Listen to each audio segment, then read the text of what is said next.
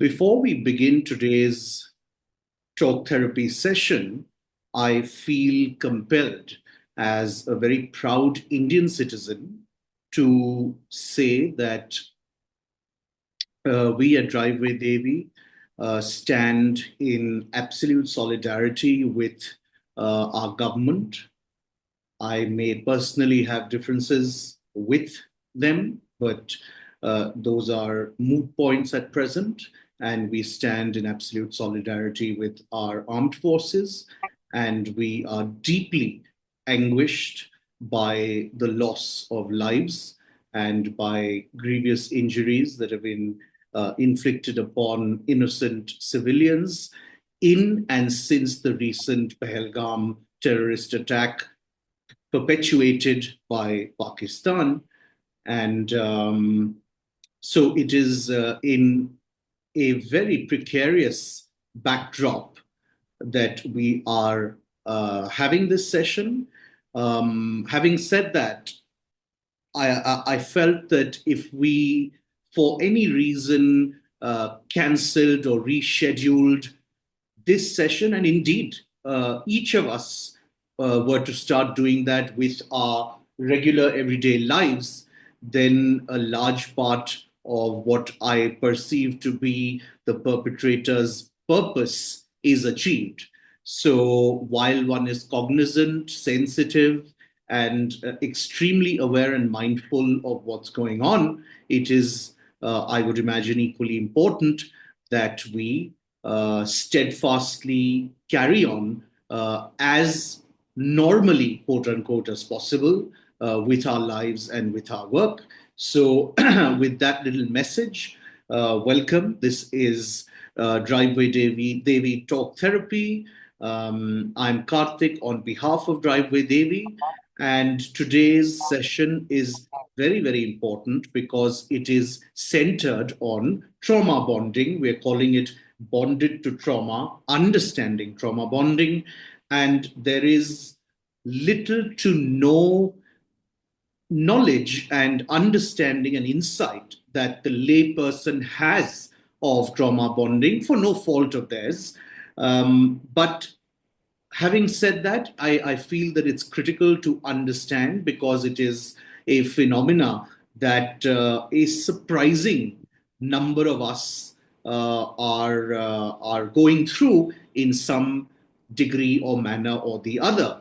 And in order to share insights and observations and explain to us simply but effectively what trauma bonding is, I'm extremely happy again that we're being joined by a relatively young psychologist, Dia Sharan. And as a lot of you know, at Driveway Devi, we are very, very enthused always when there's a young individual who has decided to come into the realm of mental health and inhabit that world because God knows that we can need more ethical, young, up to date professionals, therapists, and practitioners that we can get.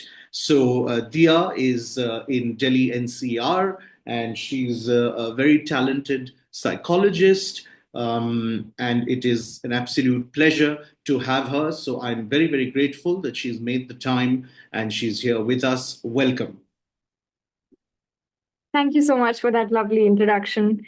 Hi everyone. My name is Dia Sharan, and I'm a counseling psychologist. And today we will be talking about something that is not talked about enough, and I think it's really the need of the hour to talk about, as rightly said, trauma bonding. So let's just start off by talking about a movie case study. Uh, let's talk about the movie Highway, if you would have heard about, which was released in 2014, where it was starring Alia Bhatt and Randeep Hooda. So here Alia Bhatt gets attached and falls in love with the kidnapper, also because of her past experience where it showed that she was abused by a relative of hers. So when she grew older, she it was shown so beautifully the whole concept of trauma bonding and how she found peace in that too. So now, putting this movie in mind, let's move ahead. Typically, people would think trauma bonding is two people bonding over the shared trauma, right? That is something that people have this huge myth in their heads. But the reality is that it is an attachment that the abused person feels for their abuser, which typically happens in a cyclic pattern of abuse. It doesn't just uh, happen, but in the sense because of that repeated abuse also, and everything is so normalized, I feel uh, we are taught from a younger age that we will that he's doing this because he cares for you. He will change, have patience, right? So it is normalized so much in this patriarchal uh, country that it's the women they in turn they just begin to feel that, oh, it's normal only. So that is where actually things like trauma bonding develops. I had a few thoughts, and I'm going to take the liberty of jumping in. One is, and you shared a beautiful example, and it always helps to contextualize, particularly through popular culture. Um, so, if you were to literally define trauma bonding in a sense, in very, very simple layman's terminology, what would you say? In a very layman terminology, the attachment that the victim feels for the abuser. Hmm. And that can be because of multiple reasons, because of childhood maltreatment, because of exposure to abusive relationships also growing up, lack of social support, low self-esteem. It can be multiple reasons like that, which This makes them feel that way. this phenomenon that you very correctly referenced, and it's such an important part of this entire process that whilst one is obviously being abused and victimized and unfairly treated, to put it mildly, there is uh, an attachment. There is no other word for it that develops with the abuser. What are some reasons that this might happen? And I'm going to quickly share my very, very, again, rudimentary layperson's understanding, and then correct me if I'm wrong and add to it. Using myself as an example, I grew up in a household where my father was extremely abusive. And so I found myself constantly in a, a fight or flight mode wherein literally the bomb could drop at any second and all hell would break loose. Now, when I was sent away to boarding school, which to my parents was, and all credit to them, was a good solution to at least have me away from that environment and atmosphere. What ended up happening, and I realized much later, many years later in therapy, was that because my nervous system had become so used to being in that survival mode, it had gotten used to a certain amount of chaos. And in the absence of that chaos, it actually just didn't know what to do and how to process quote unquote normality or peace or calm. Um, so, perhaps something like that could be a reason. Then also because I feel that ultimately, despite and after all the abuse that is meted out to the victim, it is the abuser that the victim still sees at the end of the day as his or her savior. So these are some sort of very basic reasons that I see trauma bonding might take place. What are the reasons according to you? Well, definitely. Since let's just quote your example, you were also exposed since yeah a young as a young child. You went through that too. Um, so I'm sure. So maybe at some point you would also probably be trauma bonded. But now that you are also aware of it, you would consciously realize that okay, no, this is where is going wrong, and I need to come out of it. So yeah, this one being, of course, is childhood maltreatment. The way you were treated as a child, the way maybe your parents also had gone through their own traumas, and they did not know how to come out of it too, and they did not find maybe a way unintentionally to heal themselves. So they have uh, passed it on to you. So that is where you also feel Mhm. that fight or flight, as you had mentioned, and that emotional dysregulation also.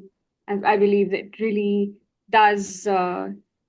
If you as a parent cannot regulate yourself emotionally, so the child also gets naturally very triggered by it, and it may just pass on until the generation realizes that no, this is wrong, right? So that way I really see that Gen Z has, at least we are aware, no bias, but it is a fact that at least we're aware that okay, no, these are the things that need to stop, and I would not want that my child also goes through the same thing. Right. So yeah, I'm sorry, please continue. okay. Yeah. No, so that being said, of course, childhood maltreatment, and then also seeing abusive relationships, seeing maybe your own parents going through an abusive relationship. That also, maybe you do not have anyone by your side, you had no social support at that time, and your self-esteem also was very low as a result of all of this. So yeah, these are some of the causes of it. You said a critical word again in my understanding, which is awareness, and I want to come to that specifically because I have an important question to ask in that regard.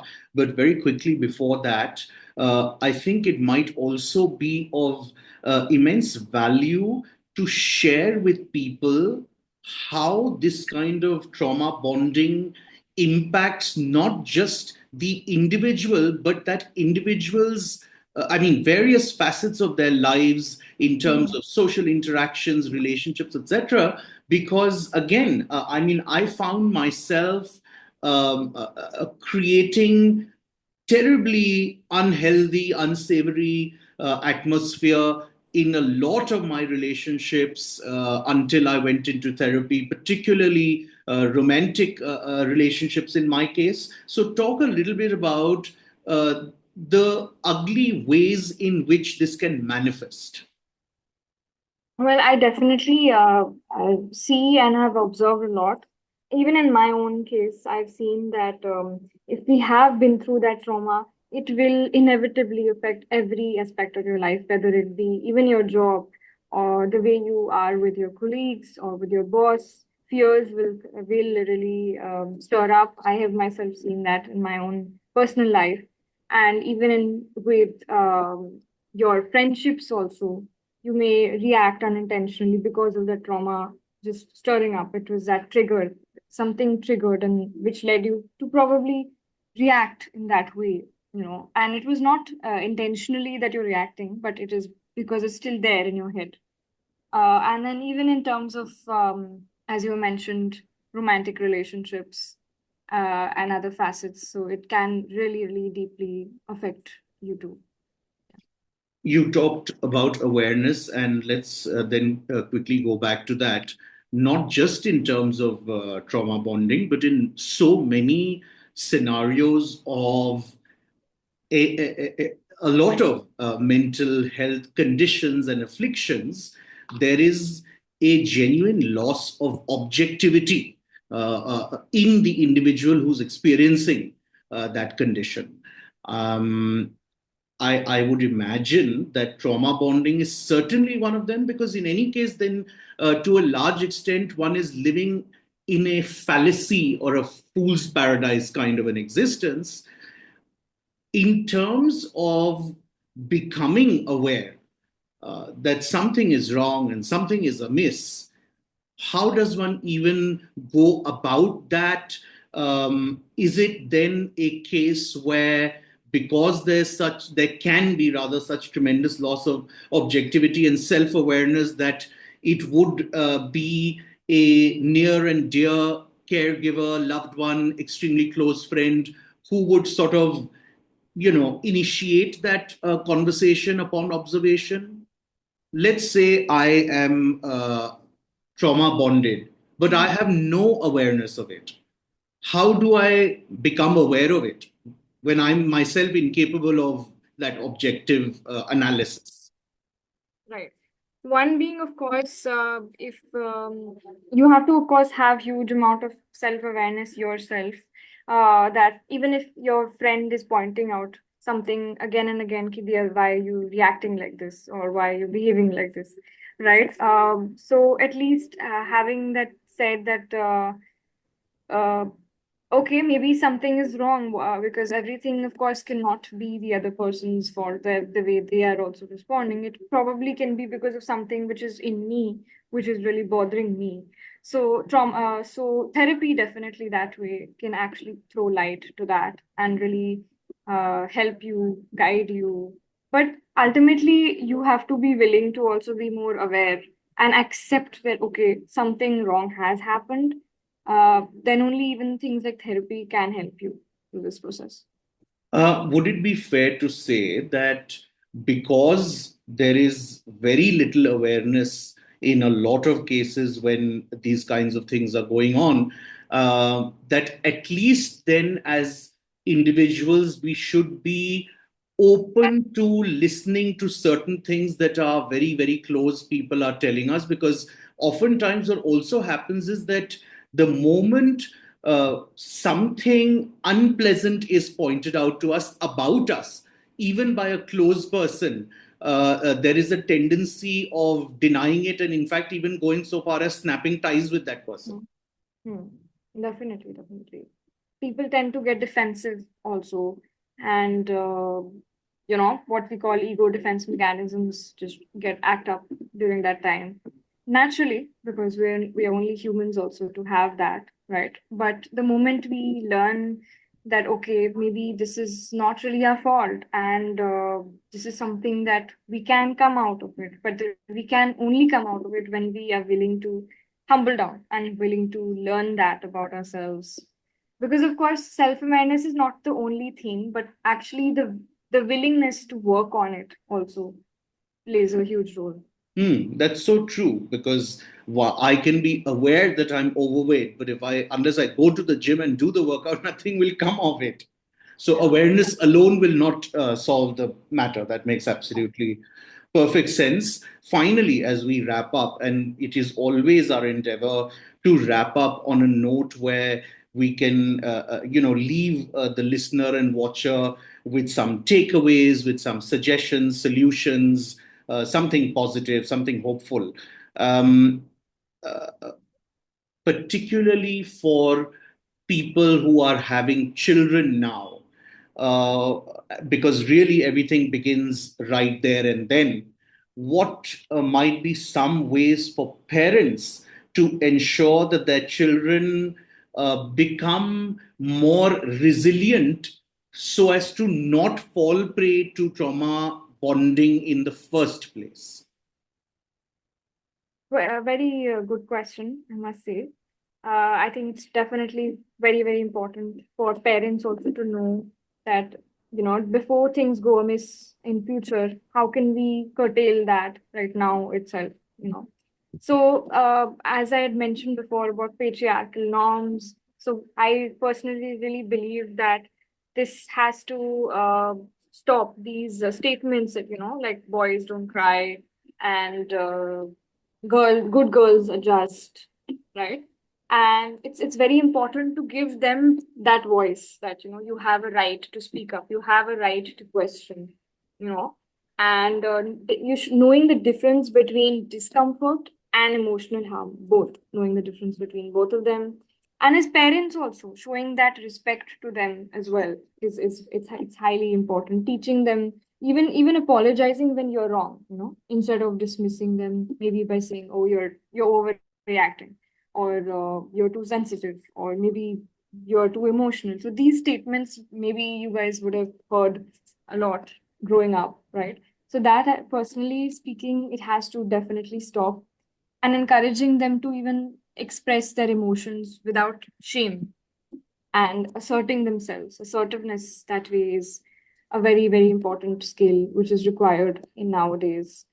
Um, so yeah, I really personally believe that all of these things are important to do So so. if I'm hearing you correctly, it is really it may sound simplistic, but it is really the holy grail in terms of parenting 101. You ought to be gender neutral. You ought to accept your child, and therefore you need to be able to let them express themselves in whatever form or fashion. And Yeah, I think that would be it. I like to cheekily and facetiously call it the uh, blue and pink syndrome. There's typically when to be parents are preparing to receive the newborn, equal sets of clothing and things like that are bought, one entire lot being blue if it's to be a boy, and the other entire lot being pink if it's to be a girl. And that always annoys me no end, truth be told, because I'm a man and I wear every conceivable color on earth.